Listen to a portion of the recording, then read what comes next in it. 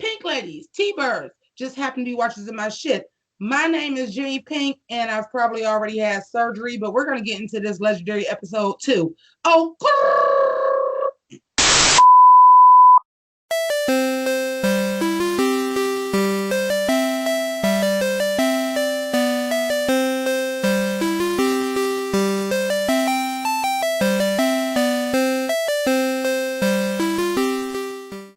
okay. So I want to welcome all of you to Legendary Season 1, Episode 2.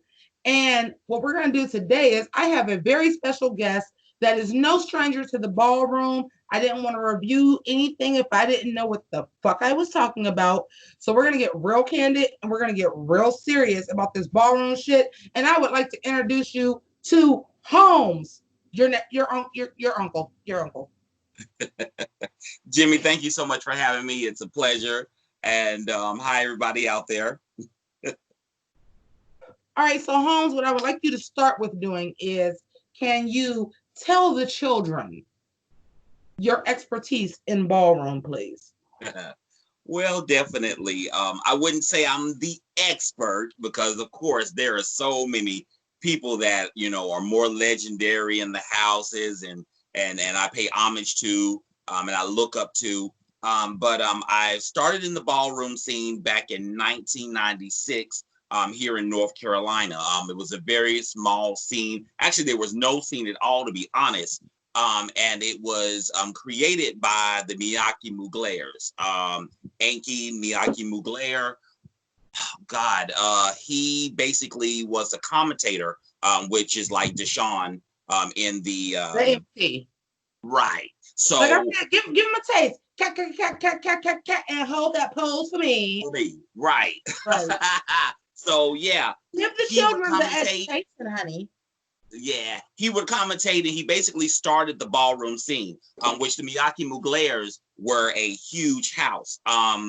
So him doing that, he basically brought ballroom to North Carolina, and we learned about the other houses. We found out about Paris's burning. I was amazed, and so I wanted to be in the scene. Now, I'm going to be 100% honest.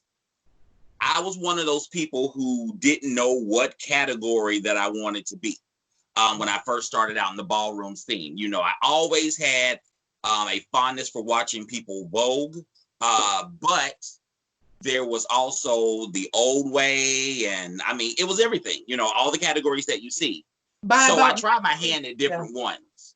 I got my first trophy doing old way at another Miyake Muglaire ball where they actually had the father, Harold, come down from New York, I believe. And I won my first ball. He gave me my trophy. So that's who I received my first trophy from. And at that time, I was in a house called Miante, which was a local house that was made up, no huge house. So years and years, I stayed in North Carolina. And then finally in 2000, I moved to St. Louis, Missouri, where I became a Omni, which is now known as the House of Ultra Omni, where my father's name is Kevin. He's in New York, but which was so funny, my house father of St. Louis, his name was also Kevin, which was Kevin Omni, which everybody know him as DJ KB Brock and everything. Okay. And so that's how I became an Omni, and I've been an Omni since 2002 all the way to today. So I've been there a long time, which I ended up being realness with a twist, where I come out as real, where I pass as a straight guy, and then I, of course, come out vogue, which my vogue is dramatic. Paris is burning and Pose is a great start, but there's so much more to that. There's so much more to that, and I feel like the kids need to understand. So with that being said, I've already done episode 1. So a couple things I want to discuss with you before we even get into episode 2. It's going to be a long episode. Suck it up. One of the things that I had a little bit of an issue with that I wanted to discuss with you, and even if this ends up being 2 different episodes, whatever. One of the things I wanted to discuss with you was the House of Ninja. The House of Ninja is beyond legendary. Yes, I yes. knew about the House of Ninja before I even knew anything about a drag queen, anything about ballroom, anything about my own gender nonconformativism, anything about my activism. But I knew about the House of Ninja because I knew Willie Ninja. Come on, Madonna. Come on, in Vogue. I knew from Truth or Dare. I knew about Willie Ninja before I even knew what a house was. That's Right, kind right, right. of, you know, um, in this particular case, the House of Ninja is made up of cisgender women, which is fine, which is Right. fine. I'm here for that because I'm still a cisgender, even though I consider myself to be gender nonconformative. I'm still a cisgender female. I still present female. That's fine.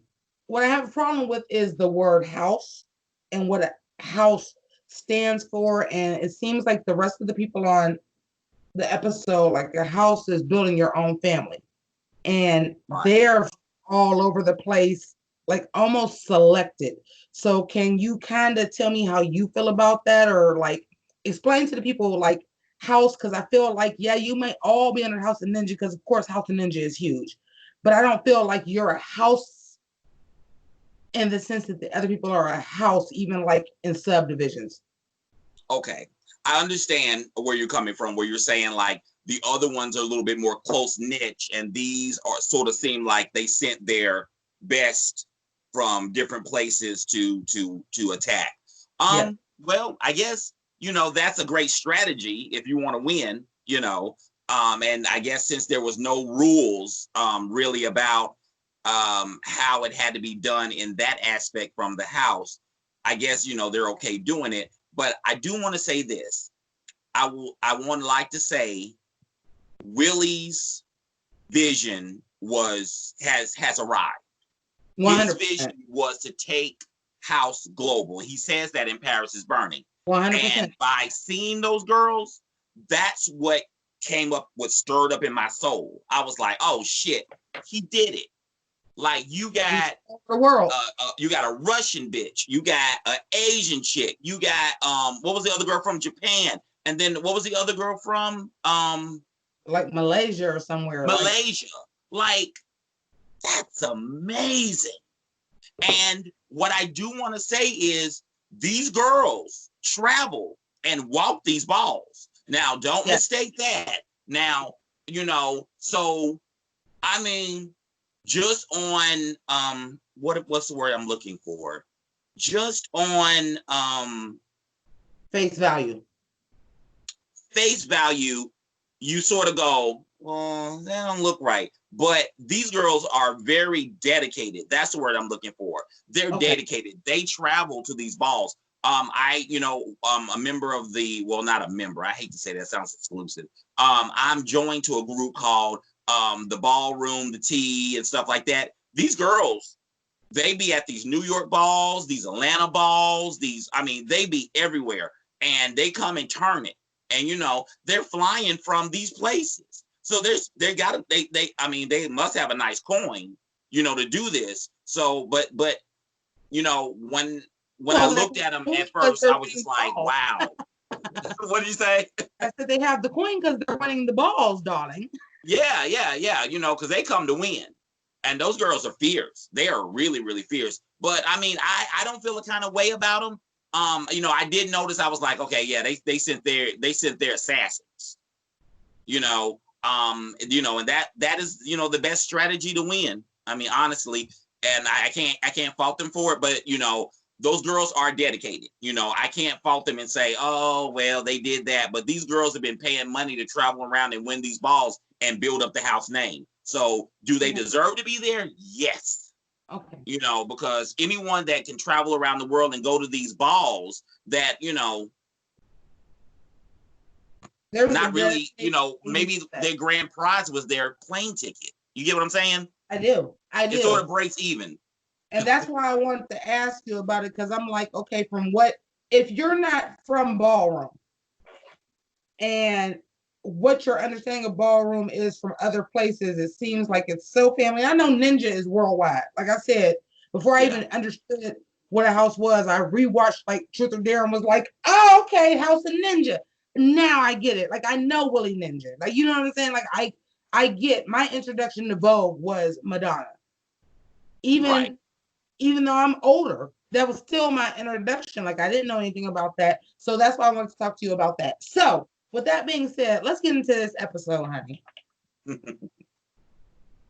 Let's get into this episode. Let me flip my notes around. Let's get into this episode. So we are on episode 2 of Legendary, darling. Even though the only person that's legendary is Leonie at this point. So this is the Once Upon a Time ball. Yes. Now, I'm doing these very, very rapid fire, so I didn't have time to put on my princess dress and everything like that. But I got on my crown, I got on my queendom shirt. Yeah. Where's your Rapunzel hair? Honey, it's all tucked up. It's a bun. Yes. I wanted to give Tiana because she doesn't give the props. So I got my Tiana. I still got my rainbow hair because it's still Pride Month and it's just wrapped up. Okay. And I was gonna put on the gown, but we got a lot of episodes to get through. I got a week to put out a lot of content. So I do have on my queendom shirt. Yes. And but the Once Upon a Time ball. So this is explain to people a theme for a ball, if you will. I'm sure they probably understand like a theme for RuPaul's Drag Race, but they've really gotten away from that. So explain to the people when there's a theme to a ball, what happens? Okay. Well, this is the most argumented shit in balls all the time because as we'll talk later about one of the things, it was misinterpreted, because Mm-hmm. right. So the theme is supposed to be created by the house or the person that is throwing the ball that comes up with the categories. So basically you have your basic categories, runway, Vogue, and blah, blah, blah. But usually what the person who does the ball creates some kind of way that you're supposed to bring that category, which is, i.e. the theme. So the problem, what happens at these balls is that on the flyer when they're explaining the logistics of the theme, or for yours that don't know what logistics is, please go look it up. But anyway, when they're explaining it, it can be misinterpreted. Like for example, they'll say, bring it like a pussycat. Now, what happens at the ball is someone will come down the runway and say, oh, I gave you pussycat, but didn't have on a cat outfit. A judge might chop them and say, oh, they didn't have on a cat outfit. That's what the flyer said. And then the person who has done the flyer has to come out and explain what it means. And then what they'll either do is they'll say, okay, well, since this was misinterpreted, we'll open up the category. And if you have a cat suit, fine. If you don't, come on down. So, but in a nutshell, the theme is supposed to be how you're supposed to bring the category explained on the flyer, or whatever was told to you. Of case in this watching television, what is explained to you by the judges and how they want it. Okay, so let's do this because we're not on television and this is my channel and I jump around like House of Pain. So since we're talking about a theme being misinterpreted, Yeah. let's go ahead and get into this 3 fat mice. Let's go ahead and get into this 3 fat mice. Because in my mind, in my graphic designer mind, I always try to think outside the box. Like I've done looks for RuPaul's Drag Race, you know this, that I've tried to go outside the box. But I'm not going to go so far out the box that it's not in theme. Juicy good. British soldier outfit. The Stars and Stripes. I'm going to try to go outside the box with the theme, but I'm not going to go too outside the box. So how do you feel about the people that did the category? Matter of fact, the final 2 who were not mice at all. The final 2. You talking about the cards? They were fairy tale. Well, one right. group was fairy tale. Well, one group was fairy tale. The other group was the Powerpuff Girls. It's fine. But how do you feel about the theme was 3 fat mice? And yes, you had to be in unison and you had to be on point. And yes, were they the most on point? Yes. But they weren't mice. How do you feel about that? Well, again, the show didn't do a really good job of distinguishing if they wanted them to actually look like mice. It sounded like when I heard the description, they were like, they said, bring it in synchronization and uniformity, and everything like that. So I think what happened is it depends on the person that you are. Some people have think with the left side and the right side sometimes, and I know they say we don't think but with one side, but some people have other critical thinking. Some people either I go think deep, because right? Some people go deep and they that go unison. They go, I'm unison. I'm going for the unison. That's what I heard. We're going to bring this together, but we're going to bring it like this because everybody else is going to think literally and go for mice, and we're going to bring it like this, and we're going to stand out. I've seen that happen so many times at balls. And then some people go directly for what they say. If they hear a word in it, mice. Let me go find the hottest, sickening mice outfit, and I'm more concerned with that than my actual performance. And as you can see, the look was sickening, but the performance was a little sloppy. Yeah, it was a little sloppy. 100%. You know, and then your favorite judge, of course, he wanted the outfits. Yes, Law said we'll Right. bring them back to the runway, which I'm okay with bringing back to the runway. Yeah. I'm always okay with bringing back to the runway. Let me see again. I'm always okay with that if you're not sure. Right, because he was the one that chopped him. So, usually at a ball, if a judge who chopped somebody said, you know what, bring them back, normally the MC, which was Deshaun, of course, or whoever's at the ball, will bring them back unless it causes a ruckus. Because some MCs are very controlling. Yeah, and they will run the show and be like, you chopped them, girl, they ain't coming back. Some, if they want to keep the category hot, then they'll do that, because what ended up happening, I think there was only 2 left. Like everybody else got chopped and there was 2. And I think what they wanted to do was keep it hot and he wanted to, let's bring them back, because, like there was only 2 just standing there. But, sometimes that is what it is. Well, he's also the fashion judge. Right. They've made it very specific. And I didn't realize that until I went back and watched episode 1 again. They've made it very specific outside of Jamila, who is the executive producer, so she can say what the fuck she wants. But the other 3 judges, Jamila. Who is she? The beautiful Middle Eastern woman. She's the executive producer, so she can say whatever the fuck she wants. Right. I give her shade because, again, like I just really don't know who she is, but we're gonna pick on her later. But I watched A Good Place, so I know who she is. She's a good actress too. But the other 3 people were there for very specific reasons, which most judging panels are. And Law is there for the fashion, and Naomi is there for the technical, and Megan is there for the wow factor, like what gets the crowd. So once I watched it again and realized like why these judges were here, would I prefer them all to be ballroom legends? 100%. If you're telling me these are what you picked for these categories, I get it. Gotcha. If that makes sense. Like Megan Thee Stallion is to get the crowd. Well, you the hottest rapper out right now. So of course you know what gets the crowd. Law is a stylist. So of course you're gonna be fashion. Naomi is gonna be the technical judge. They set it up for Naomi to be the Simon. Right. If I'm gonna go back to the OG panel in American Idol, they set it up for Naomi to be the Simon, but Law is actually the one that's being the Simon. Gotcha. So I get why they got the judges, and it is TV.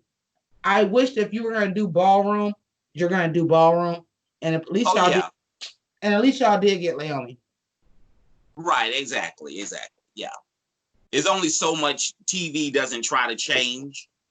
They have specific formats that they're trying to fit, and they're trying to, it sort of seems like with this show, it's trying to make it so you can dance. 100%. Yeah. Okay, so let's get into these categories. So the first category, first of all, let's talk about guest judge Tyson Beckford. That was the guest judge tonight. on tonight on episode 2. How do you feel about Tyson Beckford as a judge? Well, is he the best candidate? No. Has he walked the ball? At least yes. Megan hasn't, unless she's done one recently that I just haven't caught wind of. But Megan got silver shoes with an all pink outfit. I have a problem with that. Sorry. Move on. She had silver shoes, pink wig, pink everything, pink stonks. And why is she doing this every show? Why? Because her Spanx is uncomfortable. Oh, I think she airing out her stank puss. But we ain't gonna talk about that. I'm gonna tell you the truth. No shade. No shade. Megan Thee Stallion standing up, that is her natural body. But guess what? You have some money now. You probably ate some food, and I haven't seen you with a crop top on here yet, sis. And you probably got on Spanx, and you are really, because Megan Thee Stallion is really young. Yeah. You probably never had to wear that before. You usually have on like half tops and stuff in your shows, because standing up, your fat rolls are not the same sitting down, and you probably have on Spanx and you're uncomfortable. And I think that's why she's doing that. Before we get into the first category, because I know we were started, I had this note. I said it's a little bit off-putting that they are setting them up with choreographers. 100%. I'm glad you brought that up, because I wanted to ask you about that too. Like I said, this might have to be 2 episodes, because I wanted to talk to you about that too. And I'm like, Ballroom, like, you are the choreographer. What do you mean? Your house puts together the choreography. Like, I mean, I know that, I don't see her being boss. Now, one thing I will say about it, that she goes, okay, show me what you're going to do. Now, I have yet to see her, like, tell them to do something or something. She'll go over and, like, say, well, she'll move their arm and say that's more precise or something like that. Now, I do like that fact, but I'm just like, y'all got a choreographer? She's cleaning it up. Like I said, you actually know, like I said, you said it. You're trying to make it America's. One of us said it. Is this America's best dance crew? Because that's what's going on right now. You have choreographer. You have somebody that's making your costumes. No, in the ball, no one's making your costumes. You are figuring out your vision and you're doing it. I'm glad you brought that up, because I did want to talk about that. I don't like the fact that there's a choreographer. I don't like the fact that somebody is dressing y'all. Yeah. This ain't RuPaul's Drag Race. This is Ballroom. Right. Your creativity is everything in Ballroom. Right. And I don't like that. I'm glad you brought that up, because I didn't like that either. I'm glad you brought that up, because I would rather they have wardrobe than a choreographer.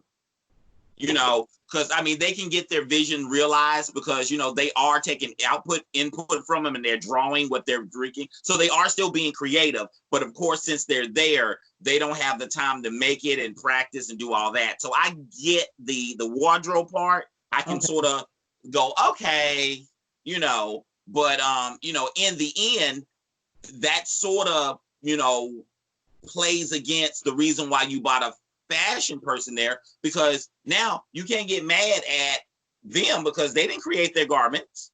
Like, for me personally, and I know I'm gonna go back, this is gonna end up being 2 episodes.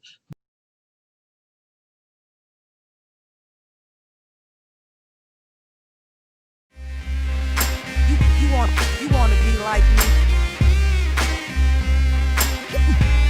You want to be like me. You wanna eat lunch with the cool kids, don't you? Told you I used to be you, I know you. Never learned to crew politics in high school. Now you earn a few funny looks in my school. I can show you how to hypnotize minds, fool. Like the chicks in the bunny books for fly dudes. Why you? Cause I see your potential.